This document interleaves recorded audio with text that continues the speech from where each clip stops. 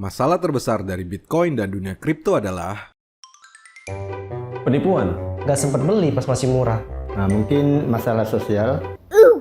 Alah, paling skema Ponzi. Jualnya dulu kecepetan. Nah, mungkin bisa karatan ya, karena kan koin. Nggak jelas itu barang. Paling juga tipu-tipu. Lupa password. Tapi Bitcoin itu apa ya? Bruh.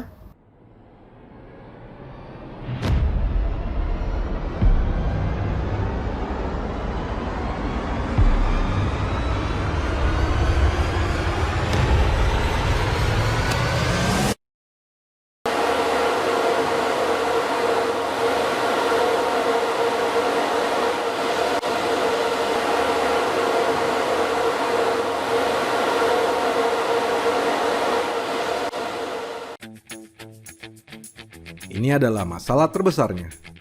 Di video ini, kita akan membahas mengenai penambangan Bitcoin dan aset cryptocurrency lainnya. Saya akan coba menjelaskan dengan cara yang paling mudah tentang proses menambang uang virtual, bagaimana itu dilakukan, apa dampaknya bagi dunia, serta membuat prediksi mengenai masa depannya. Mari kita mulai.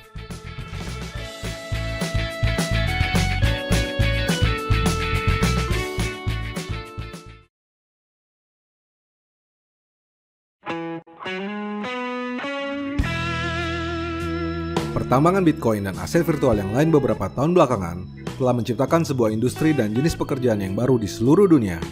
Tak main-main, sebab industri ini disinyalir bernilai miliaran dolar. Dan hebatnya, proses penambangan ini dapat dilakukan dari rumah tanpa perlu memecahkan gunung, mengebor sumur, menghadapi badai di lautan, melainkan hanya menggunakan mesin-mesin pemecah algoritma dan sambungan internet. Bahkan jika dua masalah utama yakni kebutuhan energi yang besar serta penanganan panas dapat diatasi, penambang Bitcoin serta cryptocurrency lainnya barangkali adalah contoh nyata paling mudah untuk menggambarkan bagaimana mesin uang bekerja secara otomatis bagi pemiliknya. 24 jam sehari, 7 hari seminggu, 365 hari setahun. Well, tentu saja, proses menambang yang sedang kita bahas adalah mining yang sebenarnya menggunakan mesin ASIC atau GPU, bukan mining abal-abal yang cuma gimmick untuk membalut skema MLM atau money game. Bukan pula cloud mining yang berisiko tinggi dan masih penuh tanda tanya. Juga bukan yang lucu-lucu seperti menggunakan Arduino, set-top box, apalagi yang cuma pakai HP.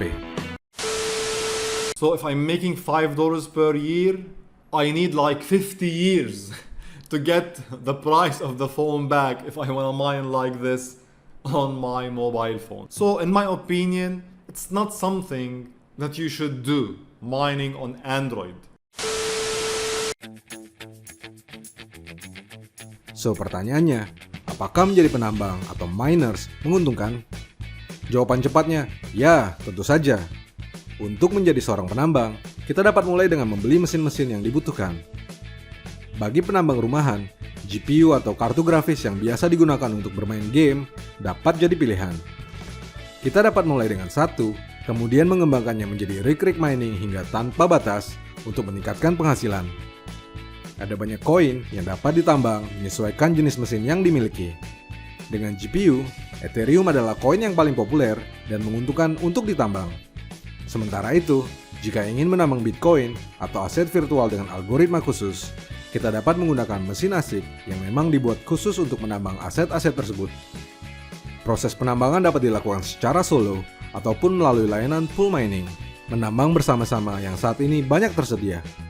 Tidak perlu susah-susah untuk belajar, sebab hampir semua tahapan dijelaskan dengan detail oleh setiap penyedia layanan.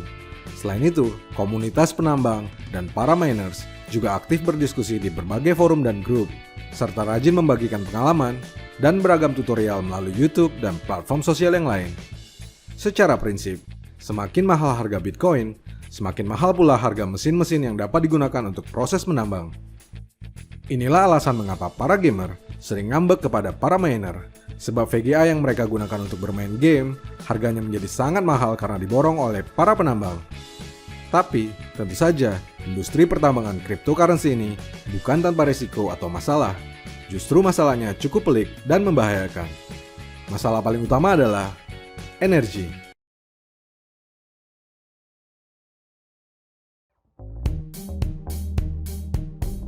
Bukan Bitcoin kalau tanpa masalah. Sebagai aset virtual yang baru, Bitcoin dan cryptocurrency pada umumnya mendapat pertentangan dari berbagai pihak. Berbagai larangan terkait aktivitas mata uang kripto terjadi di seluruh dunia. Pertambangan kripto adalah salah satu yang paling disorot.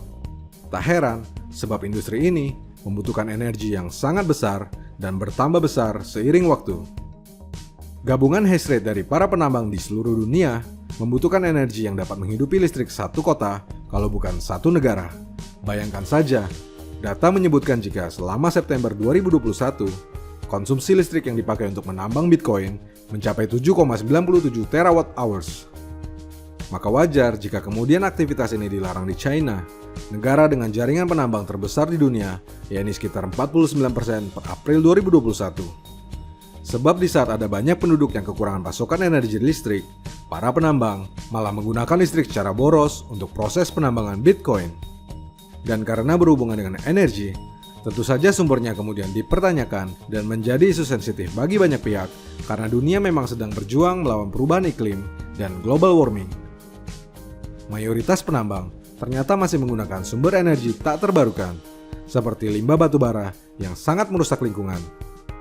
Krisis energi yang terjadi akhir-akhir ini, beserta carut-marut kepentingan politis di antara negara-negara maju dan berkembang mengenai transisi ke energi terbarukan, tak hanya membuat harga batubara melonjak, tetapi juga memberikan gambaran tentang bagaimana penambangan Bitcoin dan aset kripto lainnya seharusnya dilakukan di masa mendatang. Itu masih belum ditambah masalah kelangkaan chip untuk perangkat-perangkat komputer, termasuk kartu-kartu grafis yang harganya semakin tak masuk akal. Tentu saja, berbagai langkah positif sudah dilakukan. El Salvador, negara yang terang-terangan mendukung Bitcoin dan sudah mendapatkan keuntungan dari kenaikan harga Bitcoin yang profitnya digunakan untuk membangun sekolah dan rumah sakit hewan, berencana untuk melakukan penambangan Bitcoin menggunakan energi geothermal yang berasal dari gunung berapi. Hal serupa juga telah dilakukan di Islandia yang menjadi lokasi populer penambangan Bitcoin menggunakan energi geothermal dari gunung berapi yang banyak terdapat di negara itu. Di berbagai tempat lainnya di seluruh dunia, energi air, angin, dan solar dari sinar matahari yang terbarukan dan ramah lingkungan juga mulai digunakan untuk menambang aset kripto. Ini merupakan sebuah lompatan yang bisa jadi membuat Bitcoin dan beragam aset kripto lainnya semakin bersinar di masa depan. Bayangkan sebuah aset dan mata uang yang aman, cepat, murah, terdesentralisasi, anti-inflasi, bebas kertas dan logam, serta ramah lingkungan. Tapi masalah ternyata belum selesai. Masalah lain dari penambangan ini adalah hilangnya proses penambangan itu sendiri di masa depan.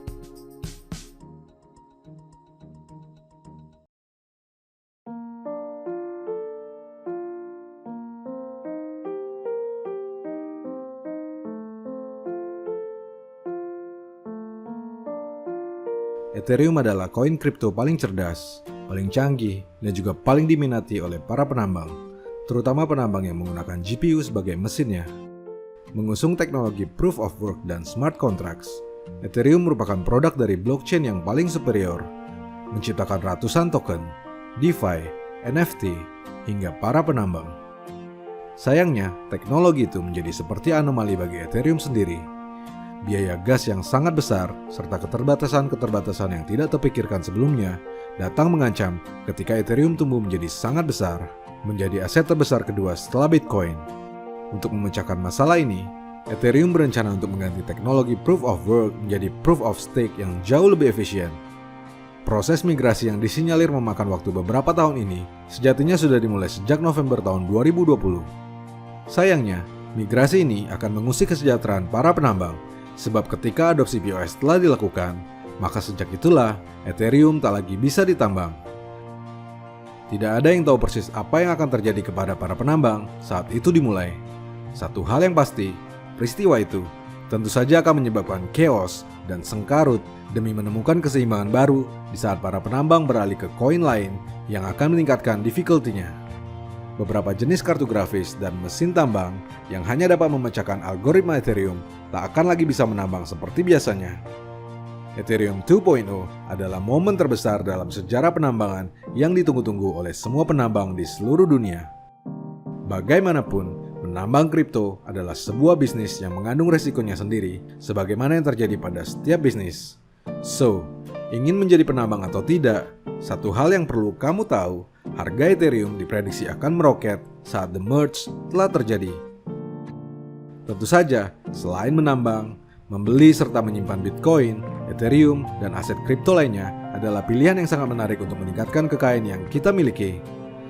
Saya sendiri sudah sejak lama mengalokasikan 10% dari portofolio investasi saya kepada aset kripto. Sebagai informasi, kamu juga bisa menambah penghasilan dengan mengajak teman ikut berinvestasi melalui program referral Pintu terbaru. Pintu menghadirkan program referral terbaru dengan sistem komisi. Apabila teman yang kamu undang melakukan transaksi di Pintu, maka otomatis kamu akan mendapatkan komisi. Komisi yang akan diberikan adalah saldo IDRT yang akan masuk ke akun Pintu kamu dan teman kamu. Kamu berkesempatan untuk mendapatkan passive income dengan keuntungan bertingkat. Beberapa fitur dari program referral terbaru ini adalah komisi diterima setiap hari, komisi dari setiap jual beli downline kamu, komisi sampai 3 level downline, tidak ada cap maksimum komisi. Berikut cara menghitung komisi dari program referral Pintu. Level 1. Gunakan username teman untuk untung bersama. Kamu akan mendapatkan komisi 0,004% tiap melakukan jual beli, dan teman kamu akan mendapatkan 0,012%. Level 2. Undang teman kamu untuk menggunakan username kamu. Kamu juga akan mendapatkan komisi 0,012% tiap teman kamu tersebut melakukan jual beli. Pengundang kamu akan mendapatkan 0,006% dari transaksi ini. Teman level 3. Jika teman level 2 kamu mengundang teman level 3, maka komisi dari transaksi teman level 3 akan didapatkan hingga pengundang level 1. Kamu akan turut berhak mendapatkan komisi 0,00% jika ada transaksi, dan pengundang level 1 mendapatkan komisi 0,004% dari transaksi ini. Pengundang langsung dari yang bertransaksi akan selalu dapat 0,012% dan yang bertransaksi 0,004%. Kamu dapat melihat ringkasan komisi yang kamu peroleh dan telah dicairkan dan sangat mudah untuk mencairkannya. Bagi kamu yang belum memiliki akun dan berinvestasi di Pintu, download dan install aplikasinya sekarang. Gunakan username saya, Rianto Astono, untuk untung bersama. Saya, Rianto Astono.